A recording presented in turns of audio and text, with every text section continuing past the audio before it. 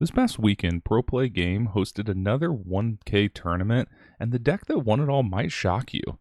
That's right, Amethyst Emerald took home the top spot. This deck essentially runs Emerald good stuff and then Amethyst draw power and low cost cards, but let's go through the deck and then show off some gameplay. We start off with 4 copies of Pascal, Rapunzel's Companion. This card is a simple inkable 1 cost, but he gains evasive when we have another character in play. This pairs amazing with our Emerald cards that stay in play. We run 3 copies of Olaf Friendly Snowman, who is another inkable 1 cost, but has a 1-3 stat line. This is to combat the common 2-2 stat lines that most decks run because those cards can't trade 1 for 1 with Olaf. I've really been enjoying playing these 1-3 1 cost cards. We run 4 copies of Flynn Rider Charming Rogue. This is one of the many Emerald cards that punish for challenging, and with Flynn Rider, the opponent has to discard a card each time he is challenged. We have 3 copies of Megara Pulling the Strings, which when played lets us give a character +2 strength. This card can be kind of situational, but in those cases where we really need +2 strength, this has excellent payoff, plus it's inkable, so if we aren't in a beneficial situation, we can ink her. We run 4 copies of Jasper Common Crook. This card is great control, allowing us to choose a card that can't quest their next turn whenever he quests. This lets us hold off opposing high lore questing cards while forcing the opponent to trade with Jasper or letting us continue questing with him. We run 4 copies of Cheshire Cat. This is another punishing card that quests for 2 lore. When Cheshire Cat is challenged and banished, the opposing character is banished as well. We run 4 copies of Maleficent Sorceress, who when played lets us draw a card. We also run 2 copies of Rafiki Mysterious Sage. This card is just a great tech card with a 3-3 line that has Rush, meaning he can challenge on the turn he is played. This card's stat line lets us deal with the majority of low-cost cards immediately. The only downside to Rafiki is that he is uninkable, which is why he's generally run as a 2-of. Another 2-of card we have is Peter Pan Never Landing. This card is an evasive and quest for 1 lore.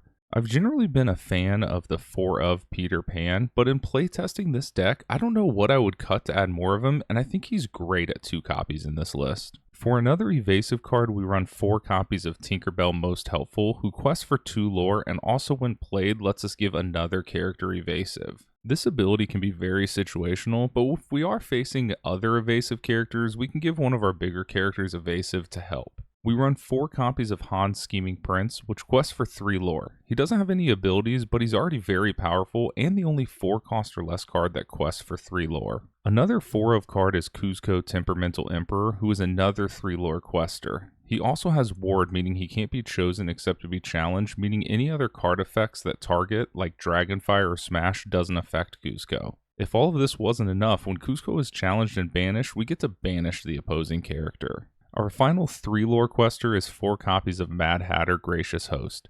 Anytime Mad Hatter is challenged, we get to draw a card, and this added to our Amethyst draw power, and we can keep a steady flow of cards. For our top end, we start off running 3 copies of Genie on the Job, which is another evasive character and adds whenever he is played, we get to return a character to that player's hand. This is excellent board control, letting us bounce bigger opposing characters. We also run 3 copies of John Silver Alien Pirate, which whenever he is played or quests, we get to give a character Reckless, which means they can't quest and must challenge if able. This is like Jasper Enhanced, because not only can the opposing character not quest, but they have to challenge, and since our board should have punishing cards, we should greatly benefit from this. On to actions, and we have 4 copies of Friends on the other side, which lets us draw 2 cards. This is a must in combo with our 4 copies of Maleficent, because Friends on the other side can be sung by Maleficent. We also have 3 copies of Mother Knows Best, which is another bounce card letting us return a character to that player's hand. It's also another 3-cost song, so goes perfectly with Maleficent and our other 3 costs. Finally, we have the card I question the most in 1 copy of Befuddle. This card lets us return a character that costs 2 or less to the player's hand. Obviously this card is good, so not questioning that, but I don't understand the 1 copy of. I wish I could chat with the pilot of this deck to see why they only ran 1. Now let's get into some gameplay. Alright, looks like we are going to be going first here. Open up with 2 Olafs, 2 Cheshire Cats. I'm going to go ahead and send back this Mad Hatter and Tinkerbell, and let me think. I don't think I need a second Cheshire Cat this early, so let's go ahead and mulligan that as well. Get 2 Tinkerbells. We do get our Flynn Rider, so that's a good 2-drop.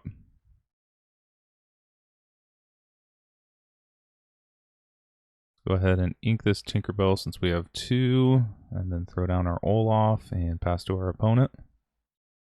They are going to ink a Mickey Mouse, so we know they are an Amethyst deck. And drop a Lilo. Draw another Cheshire Cat here. Go ahead and ink our second Olaf here. And then put down our Flynn Rider and quest with our Olaf. Pass the opponent, so they are running in Amber Amethyst with Mickey Mouse, so I assume we'll see a broom package as well. The ink for Pascal, that's a little weird. Let's see what 2-drop they drop here. Maybe Simba? No, they just drop another Lilo and then a Stitch, and they're just going to quest with their Lilo. We do see our Maleficent. Go ahead and ink our second Cheshire Cat, and then get Maleficent to draw a card here. We do see a Peter Pan, okay. I'm just going to go ahead and take out this Lilo, and then quest with Flynn Rider, and pass. As long as we don't see a Simba, we should be able to clear out the Stitch and Lilo if they do quest. Like they're going to ink a Be Our Guest. And drop a LeFou. And it looks like they're going to quest with Lilo and Stitch, so should be able to deal with those this turn. We draw another Maleficent here. Just going to go ahead and ink that. I like the curve that's in our hand here. I'm going to go ahead and play our Tinkerbell to get an evasive out. Doesn't really matter what we give evasive to right now. Go ahead and take out their other Lilo with our Olaf. And then take out their Stitch with Maleficent.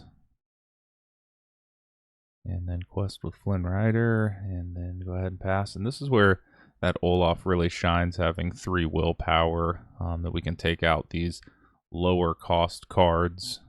Because if it was just a 2/2 character, Olaf would have already been knocked out by now. So there are some very good situations where Olaf does make more sense than a 2/2 card.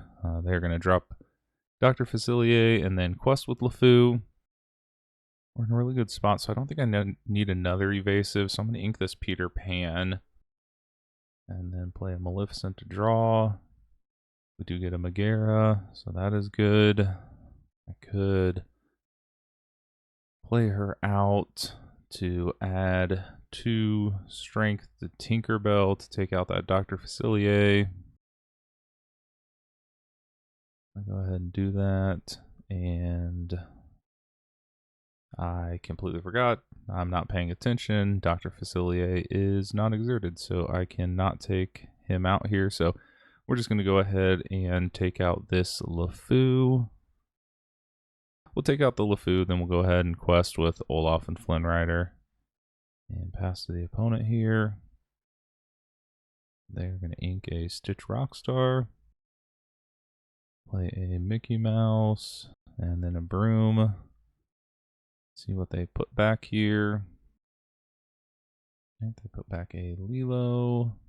This will be a perfect time to take out our Flynn Rider because they do not have cards in hand right now. So I assume that's what they're going to do here. And yep, I go ahead and take out Flynn Rider. And then it's our turn. We draw another Flynn Rider, which I don't really think I need right now. So I'm going to go ahead and ink it so I can get up to 6 ink, which is a really good spot in this deck here. I'm going to play our Cheshire Cat.